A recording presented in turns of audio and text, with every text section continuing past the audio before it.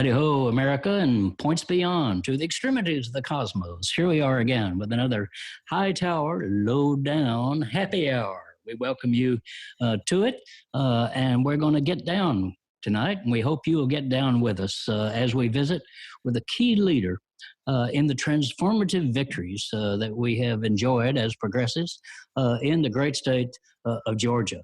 Not always so great, but recently very, very great with victories in the presidential race, and then also the two Senate seats that Democrats have won over there. And the question is, how? How did they do it, and how might we do it ourselves wherever we are? So grab a libation and get with us. I've got mine. This is a local Texas beer, a hot mess inside a dumpster fire, inside a train wreck. Believe it or not, that's the name of a beer brewed here in Austin, Texas, and it is surprisingly tasty, despite the title. So join the conversation. We got Deanna Zant, as usual, awaiting you, our impresario of the internet, awaiting your comments and questions that you might have for our guest tonight to join with us. Deanna, what's in your glass tonight? What do we have in there? Oh, I believe that's wine. I believe that's a white wine. Yes, so unlike you to have a white wine. I know, it's so unlikely with my bougie Chardonnay. It's so unlike me. Deanna and I were once in Kentucky, Tennessee, East Tennessee, and we were at a restaurant, and Deanna ordered a Chardonnay, and the waitress said, "Do you want the red or the white?" So you never know what you're going to get and where you are, but it's always interesting with Deanna Zant. So join our conversation, whether you're tuning in with our Facebook crowd and the Hightower Lowdown group, or you're tuning in through Free Speech TV, which is reaching 40 million homesteads this very evening, from Bellingham to Boca Raton, from Bangor to Bisbee, Arizona. We want you to be a part of the conversation, and we're going to start off in Atlanta, Georgia. Nse Ufot, who has been with us before on this show. She is the director, the CEO even, of a group called New Georgia Project. And that is the outfit that has been doing for more than a decade now the grassroots, deep grassroots, intensive organizing that is producing these remarkable transformative changes in the politics of that state. But tonight, rather than just start off with the statistics and the issues, I want to kind of get personal, because not detail personal naughtiness or anything like that, but to explore what does it take to do stuff like this, like Nse has done, and so many others in this country. I've been in politics, much to the amusement of the people of Texas, even getting elected a couple of times here. But I can tell you that politics is not a natural act. It takes a kind of aggressiveness and thrusting yourself out there in a way that sometimes is not easy. But also, once you get started in it, it becomes natural. It's not hard, because it is essentially just talking to people. So let's explore the personal side of politics. So I want to start with Nse. First of all, Nse, thank you so much for joining us. And what is your drink? I see you've got a libation there. I do. So thanks to the good folks around the corner at Monday Night Brewing here in Atlanta, I'm drinking what is known as Blind Pirate, which is blood orange IPA, which is a very grown-up beer for me. Yeah. I was like, no artificial coloring, no artificial flavoring, no watermelon. Okay. Yeah, right. Yeah, right. Okay. But I wanted to show up properly for you today, Hightower. Very fine. Thank you so much. And we want to talk with you just a little bit again on the personal side of your own motivations and experience. In other words, how did Nse Ufot become Nse Ufot, a change maker in Georgia? What got you started in this? So I was born in Nigeria and immigrated to Atlanta with my family in the 80s. Listen, I'm a public school kid who, went to a public college and who, became a U.S. citizen and swore an oath of allegiance to the country, to the Constitution, and to its people. I, when I became a citizen, I swore to defend the country against all enemies, foreign and domestic, and I hate and despise hypocrisy. And so when I think about the gap between the rhetoric of American democracy and the promise of America and the reality. I feel like I wanted to use my time and my sort of skills to help close that gap. I don't think that you'll find a bigger patriot than me. I love this country. I love what it purports to be. And I get very angry when I see elected officials and so-called leaders fall short or get in the way of the promise of America and American democracy. And so, yeah, I love it so much that I think it's important to criticize it when I see us falling short. So that I think that has been the sort of low grade hum in the background of my life, renouncing my citizenship in the country of my birth, and becoming a full-throated, proud American. And I happen to believe that I am the we, and we the people, that in the government of, for, and by the people, I am the people. Yes. So, and as our friends at People's Action National Organization, grassroots group based in Chicago, but all over the country, as they put it, we have to build a bigger we. And you do that by putting whatever skills you have to work. And you scooted off to law school, of all places. You could have become a real SOB. Listen, I showed up as a real SOB. Yeah, right. I just left with a law degree. There you go. Right. But you also don't just do the legal work, as essential as that is to know and understand and to contribute, but also you use art. Use the culture to reach people, and that's something that I think. I don't think the Democratic Party has a teaching session on how to do culture in politics, when in fact culture is the best way to reach people. Is it not? 1,000%. So we have in our organization, my colleague Nicole and other people who I work closely with will tell you, we have a saying that culture eats strategy for lunch every day. Every day. And so while we work to be very strategic, and our PowerPoints, our decks, our analysis, our, all of that, our plans, our briefings, demonstrate our commitment to being strategic and acting being strategic actors, that it is ultimately that we are trying to change the culture of elections. We're trying to change the culture of policymaking, and we are trying to continue to build a bigger we by bringing more people into the process. And what better way to change culture than to work with culture workers? Listen, decades later, America the Beautiful, makes people tear up. Which side are you on? Gets saying at all of our, labor actions, thinking about, let my people go, or other kind of Negro spirituals that come up in our protests and demonstrations. These things change. We need to change people's heads, but we also need to change people's hearts.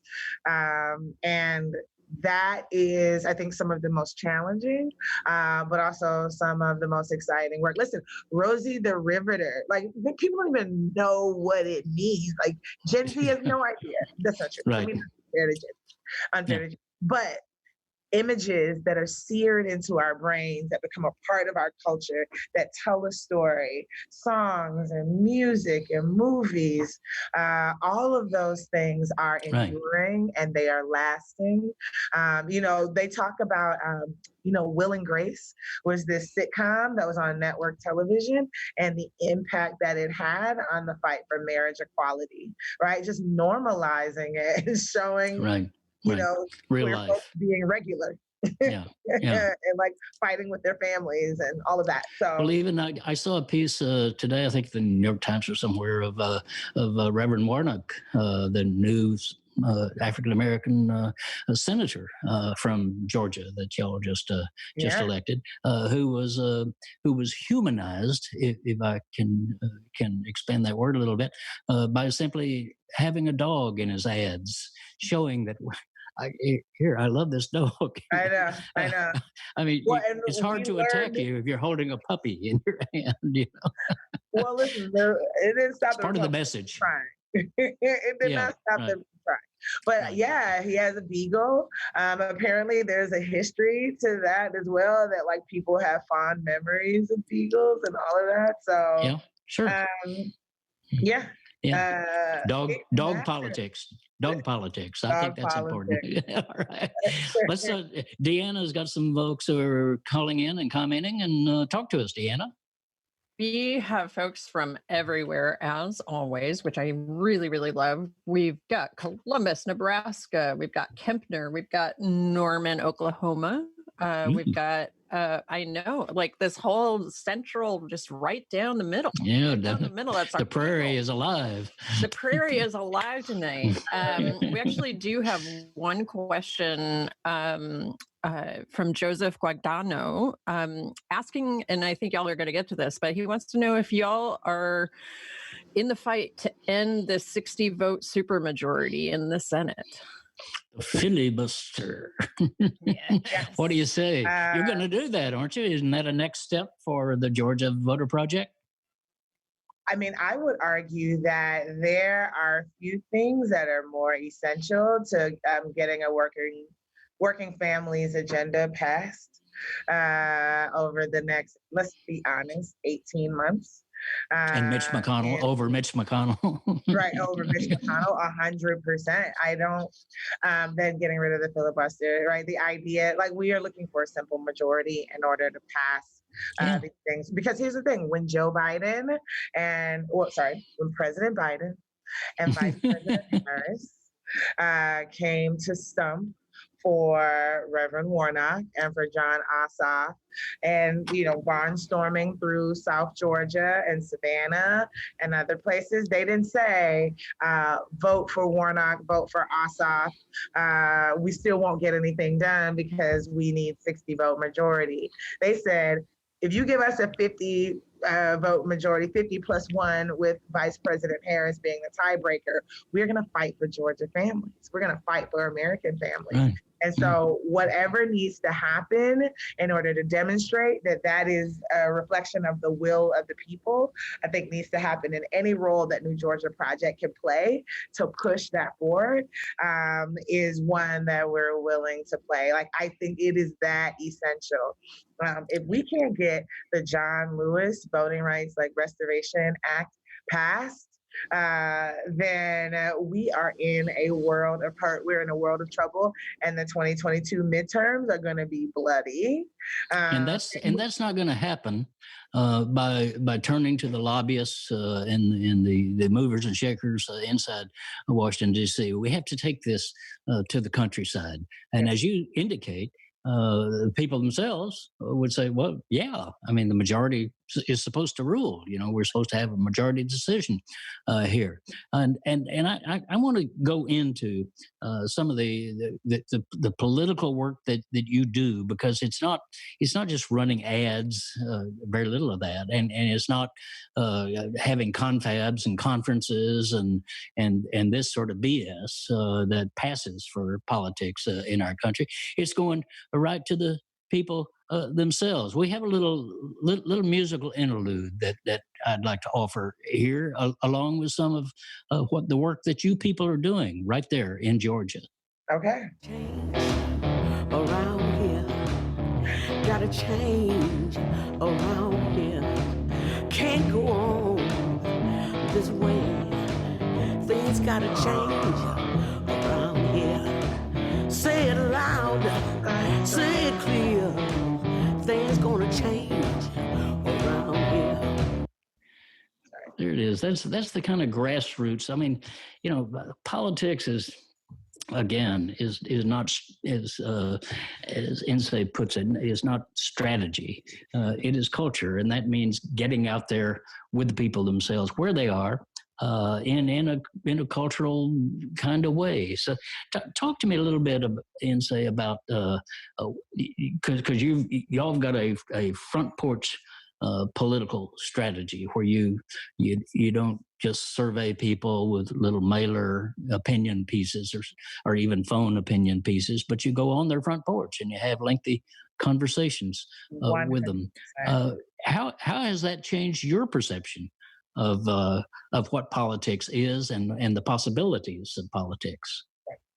What I've learned based off of our approach to organizing is one that that people are desperate, are eager for a fighter, someone who will fight for them, fight with them.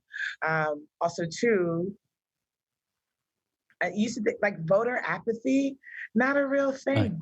Not a real thing. I think that it is competing obligations because people are tired, because they're working two jobs and doing, ride share or food delivery, because they are, actively involved in educating their children because we're in the middle of a pandemic, because we haven't had the leadership on the federal or the state or local level in a lot of places, that people will, for the most part, tell you what their hopes are and what their fears are for themselves, for their families, and for their communities. And that while,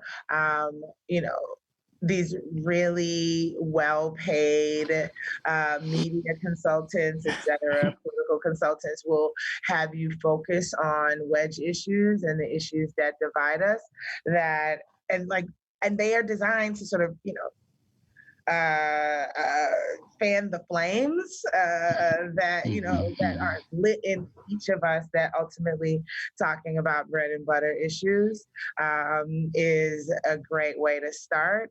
And the issue that we keep coming back to, that a politics of love and of power is the one that's going to help us sort of build the new Georgia, power the new Georgia, and move us forward. People love themselves, they love their families, they love their communities, and they want the best for them. And so having important conversations with folks about them. And then, everything takes time, that you can't resource us and give us money to turn out the Black vote after Labor Day. You're right, exactly. and 6 week politics. Exactly. It's not going to work. Instead of politics as a part of your life, because that's what it is. I mean, if you want better schools, if you want clean water, or you want, opportunity for your children, well, this is where we get it. We go into the public forum. And we get together, we hash some things out, and we make some bold proposals. The bolder proposals, the better. So let me explore that with you a little bit. John Lewis, you mentioned him, a great member of Congress from Georgia, the Atlanta area.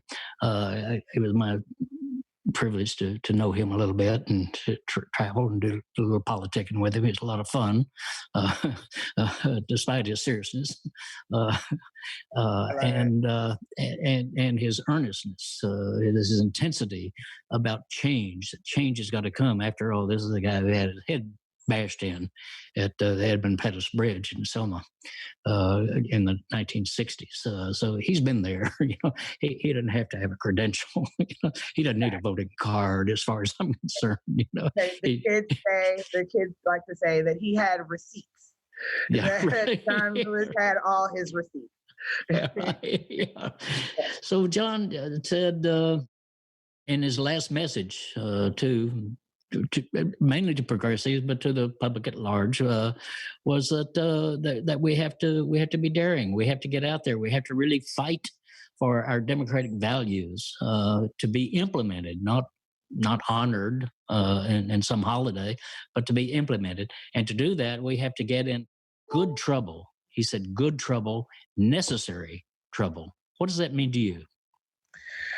As a kid who grew up in Metro Atlanta, in Southwest Atlanta to be specific, John Lewis was my congressman for a very long time. I've had a lot of time to think about good trouble and necessary trouble and what it's meant for me. And I think that, thinking about his life as a young organizer, for me, good trouble means that in the face of unjust laws, you're a good kid, you're a church-going kid, I'm an immigrant kid, you definitely don't go to jail, right? You definitely don't leave the house and set out to break laws that day. And so thinking about in the face of unjust laws, mandates, dictates, norms that, going up against the status quo, challenging institutions, challenging authority will sometimes get you in trouble. But if you're doing it in the interest of a righteous cause, in the interest of justice and in the interest of liberty, that you're gonna get in trouble. You're gonna have to face the consequences of your actions, but make sure that it's good trouble. Make sure that it's necessary trouble, that it's worthy. So, that's what it means to me, is challenging the norm, challenging the status quo in the name of justice. Worthy is such a proper word that you use there, because sometimes we progressives get lost in fights that are symbolic, that they're not structural. They don't change anything if we win. So let's have fights, as you suggest, on issues like gerrymandering. Yeah, we got to get a better word for that, but nonetheless, gerrymandering, like the majority vote in the Senate. And so much other, Medicare for all, healthcare for, whether you call it Medicare, I don't care. Healthcare, everybody should get healthcare. Just that simple, not let's get some healthcare for some other people, but not everybody. No, let's get everybody. Not health insurance. No, health care. Exactly. Right. Because a lot of times we're fighting and arguing about what type of insurance that we need. Exactly. As long as people have access to quality, affordable care. Yeah, you're sick, you're injured, you got a problem, you get help. That's America to me right there. Well, Deanna's got some more folks want to visit with us. Before we go there, though, I want to point out that if you're liking our conversation here with Nse Ufot, and if you don't, then please go away. But if you are liking it, you can get a whole lot more of this Hightower Lowdown attitude, because every week we put out a free, did I say the word free email newsletter that goes out, and it points out people like Nse who are out there fighting for their communities, fighting for justice, fighting against corporate control of our lives and our media. And that the media overlooks and sometimes looks down on. We take a different attitude. We want to highlight people like this and to say, you are one of those people as well. And we want to uplift those of you who are out there battling for what America actually stands for: economic fairness and social justice and equal opportunity for all people. So go to hightowerlowdown.org and sign up. That's all it takes. No money involved. No investigation of your past is required. Just sign up and get our weekly email dealing with issues like this. So, Deanna, we have some folks want to say something. Sure do. We also, I think, the rest of the country who's watching got a little jealous when we were shouting out the planes, because then all of a sudden everybody's like, I'm in Florida, I'm in Massachusetts, like I'm in Oregon, like the coast showed up. They're like, hey, all right. we love our coastal people. But Bernadette has a great question, and she puts it very bluntly: rural versus urban. How did that work out? And so, do you want to talk a little bit about if those are two actually different things? Yeah, they are. But again, thinking about love, rural folks love their families the same way that folks in the city do. Totally. And so that was what our focus was, is like, what are the things that unite us?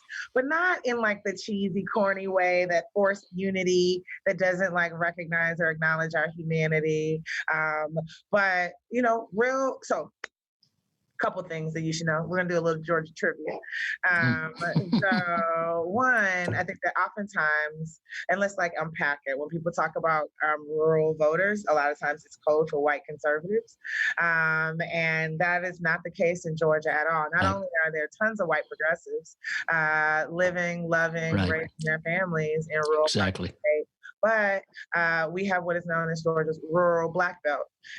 So imagine a prom sash going across the state of Georgia from the northeast down to the southwest. That's our black belt. Several counties, most of them rural, many of them majority people of color. And so not only do we have white progressives in rural parts of our state, but there are at least 20 counties that are majority African American and majority people of color that are rural.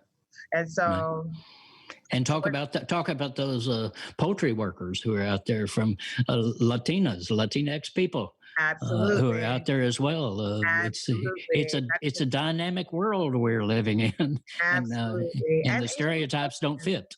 And Asian Americans, I think about, Columbus, Georgia, where there's a huge military base, and there's also a Kia plant that opened up a couple of years ago, right? And so we have middle income, middle management, working class, folks who are working on the factory line, executives who are Asian American, and are diversifying rural parts of the state every single day. And so we truly are living in a multiracial democracy, multiracial, multi-ethnic, multilingual progressive majority in Georgia. And so anyone who has a serious plan to win statewide in Georgia needs to, have a plan for Atlanta and for rural parts of the state. And again, this isn't the barnstorming of yesteryear where you use coded racist language to talk to rural voters, and you have a whole different tone when you talk to urban voters. That people have the internet, where many of us are on Twitter and Instagram. We talk to each other. We talk to our country cousins, and that, coming to people in accountable leadership and focusing on issues that matter, I think is super important. And again, acknowledging that we live in a multiracial democracy. Yeah, exactly. And it's real. Yeah. It's real. Yeah. That's the reality that we're in. And we should wallow in that. We should rejoice in that. And we should bring it all together with us, because we're going to be enriched. I'm talking as a white guy from a small town in Texas. I could not be more happy to be enriched by these other cultures coming here, so that I don't have to necessarily travel the world. I like any opportunity I've had to do that, but it's right here in America, and indeed it is. America, and that to me is a politics of meaning, and a politics, as you put it, that is worthy of us, to fight for this, that we truly are all in this together. That's not just a corporate slogan that the CEO of Citibank gets to use. We're all in this together. No, we're not. He's not in our community. He lives in a mansion in New York City. So going to just regular folks like you do and your organization does, and that seems to me maybe a little bit you could talk about Georgia has made a big breakthrough in the last year. Again, it was a long time coming. I mean, you worked on it for a decade and more, deliberately, door to door. What about other communities? I mean, we're struggling with it here in Texas. People in Iowa and Wisconsin are struggling with it, much less all through the South, of course, and elsewhere. What do you say to people? How can your example, maybe not a model exactly, but your example, move other people in this direction? Yeah. I'm actually quite excited about the future of our politics. Again, I know that we have a hard road ahead of us, but looking people in the eye, having high quality face-to-face conversations when possible about things that matter is what's going to move the needle for us. I think the work of, connecting the vote, the power of your vote to the changes that people want to see, I think is super important. And those are some of the lessons that I hope that people learn. I hope that people learn and understand that, the way that we train our organizers is that they have twice as many ears as they do mouths. And so it's really, really very good. Very good. To listen. That's your grandmother's school teaching right there. Absolutely. Absolutely. Yeah. And again, culture eats strategy for lunch every day. And so think about, you come into the town and recognize that the town council is also everyone's favorite pastor. That's like the president of the town council is everyone's favorite pastor. And so, you might want to figure out how to swing by Wednesday night Bible study as a way of meeting people. Right. You come to certain places in Georgia and it's Friday night football, right? And so we're going to be registering voters, and we want to talk to young people, and we want to figure out what's going on in the town. We come into the Friday night football game, right?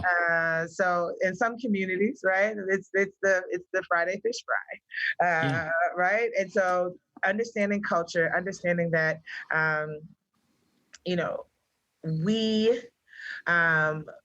what they say, you make the road by walking.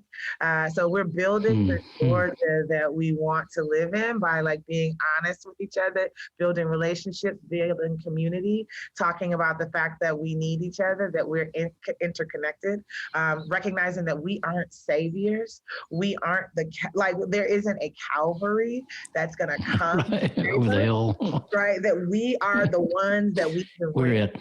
Yeah. I think that those are all lessons. So strong. Yeah. So strong. And we have to, I think, from the grassroots, say emphatically, in the face of, even rudely, to Biden and Biden's crew, which is disappointingly centrist and O-line and corporate oriented. There's some exceptions to that are important, but nonetheless, generally that's the truth of the kind of administration he has created. But we've got to say to him that just going back to pre-Trump is not an advance. That puts us back at square one. An advance is what people want. People want health care. People want good jobs, secure jobs at good wages. People want clean water and clean air. I mean, just right on down the line. And as you're indicating, you get that by making that fight at a local level. We had just last week a woman on our podcast here, on our Facebook Live program, Sharon Levine out of St. James Parish, Louisiana, fighting this gigantic corporation out of Taiwan called Formosa Plastics that wants to add pollution wants to double the pollution in this community that is called Cancer Alley. And she's been battling, but she is a school teacher, and she's 69 years old, and said, we can't have this additional factory come in here. We got to do something. And so she stood up and she had a meeting in her garage with 20 people, and 20 people made the change that is denying the permit to Formosa Plastics to come in and double the pollution on those people. That is change. That is real change. 100%. I love it. I think that, growing up in Atlanta, obviously we are raised on a steady diet of King quotes, and the sort of legacy of King's organizing. And, the thing I love is that the original name, the actual name of what we know is the I Have a Dream speech, it's titled Normalcy, Never Again. That's the name. I didn't know that. It is written, really good. It's archived. It's on the top of the speech. It's Normalcy, never again. Normalcy, never again is the name. We've experienced normalcy. Well, but the idea is that what are we going back to? That we need to move forward. That again, we make the road by walking. What are we fighting for? What is the world that we want to live in? What are the communities that we want to What do we want it to look like? Like, we get to decide, and no one's going to make that decision for us. That is I think the key feature of our organizing, and those are the conversations that we need to keep having. I love this story. School teacher, 69. I mean, on the one hand, I want her to know rest. I want her to know retirement. I want her to know, job well done. And I love that she's still in the fight, right? That she's showing us how to lead. Leading the fight. She's there. Well, this is Nse Ufot. She is the CEO of the Georgia Voter Project, and a great grassroots leader, and an example of something that I learned of when I first moved here to Austin. In the late 1970s, there was a moving company here that wasn't one of these big chains or anything. It was just a local moving company, two big guys with a truck, and they had a slogan, they had an attitude, and they said, if we can get it loose, we can move it. That's what we're talking about right here. Mm-hmm. Get it loose at a grassroots level, and the people will move it for themselves. Thank you, Nse, for being with us again. It is a joy. We're going to have you back again and again because you're a spirit. Oh, thank you. This was lovely. Cheers, friend. Cheers. Right. Okay, everybody. Thanks so much. Stay in the fight. That's the important thing.